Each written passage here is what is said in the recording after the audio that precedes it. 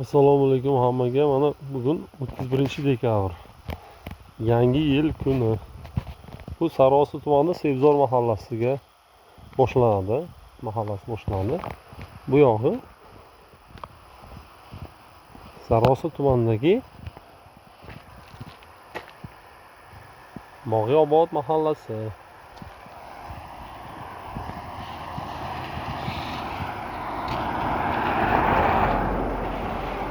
Mana bizda svet yo'q. Mana shuncha aholisi ko'p mahallalardan biri Bog'iyobod, Sebzor. Yo'q svet. Soat bizda soat 19:41. Ha, boramiz yurib.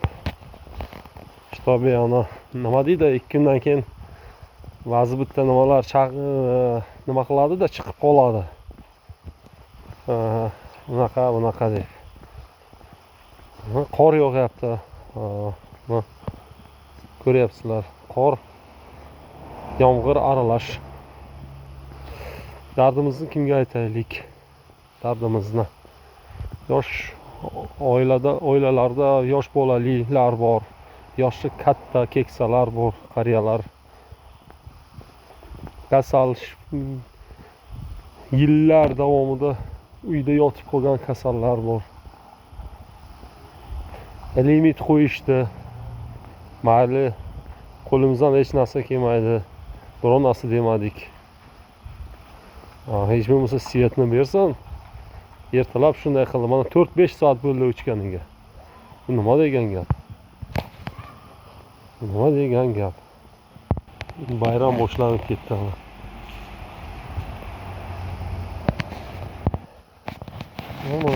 O'zbekiston, yangi O'zbekiston. Biz oldinga borish o'rniga orqaga ketmayapmizmi? Orqaga ketmayapmizmi? Qachongacha bu davom etadi? Qachongacha? Ba'zi bir donolar chiqib qoladi ba'zi payt. Men shuning uchun ko'chaga chiqib yana shunday majbur bo'ldim videoga olishga. Hozir birozdan keyin borib joylashtiraman YouTube'ga, Facebook tarmoqlariga. Na svet bor, na gaz bor. Nima degan gap bu? Nima qilsak bo'ladi? Gaz ham yo'q, svet ham yo'q. Nima qilish kerak? Qanday qilib yashash mumkin bunaqa sharoitda? Qanaqa qilib? O'sa! Befarosatlar ham bor-da shunaqa. Nima qilsak bo'ladi? Qanday yashaymiz bunaqa sharoitda?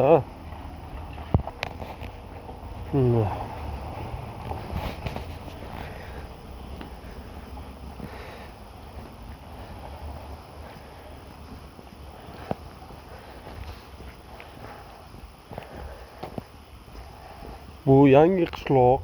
Endi yosh oilalilar juda ko'p, yosh bolalilar juda ko'p. Misol har bir qishloqda baribir bitta yarimta kasallar bor. Yoshi keksalar bo'ladi. Kimdir ota-onasini olib kelgandir, dam olib, mana bu yangi yildan keyin beriladigan mehnat ta'tili davomida ota-onasini olib kelib bir uyiga bir 10-15 kun qarayman deb olib kelgan bo'lishi mumkin. Shunaqalar bo'ladi. Uni svet bo'lmasa, bunday gaz bor, na svet bor. Bu nima degan gap? Qachongacha bunaqa yashaymiz? Ana, qaranglar, men isboti bilan. Har kim har xil gaplar aytishi mumkin, yozishi mumkin. Shuning uchun men erinmasdan ko'chaga chiqib, mana hozir sizlar uchun shu videoni olyapman. Xudo xolasa birozdan keyin joylashtiraman.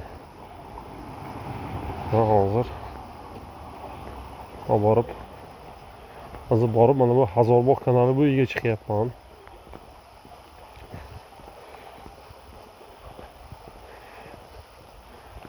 Zero mana shu yuqori turuvchi mansabdor shaxslarga, mutasaddilarga yetib borsa. Mana qaranglar, daryoning u tomoni. Daryoning u tomondagilarni menimcha bir qulog'imi, bir ko'zimi ko'pmi? Bilmasam.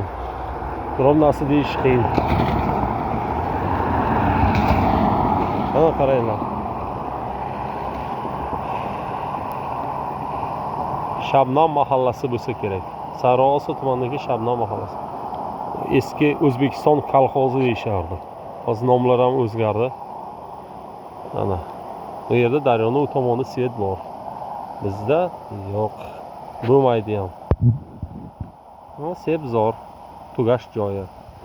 Mana bu tepaga aytgancha radar ham bor. Sebzorga shu keladiganlar ehtiyot bo'lasizlar. Shunaqa. Nima qilaylik? Svet yo'q. Mana bu tomonda svet bor. Bizda svet yo'q. Bo'lmaydi ham. Kutmanglar bu kecha. Hammaga rahmat, sog' bo'lasizlar, salomat bo'lasizlar, o'zlaringizni ehtiyot qilasizlar. Sabr qilishdan boshqa ilojimiz yo'q.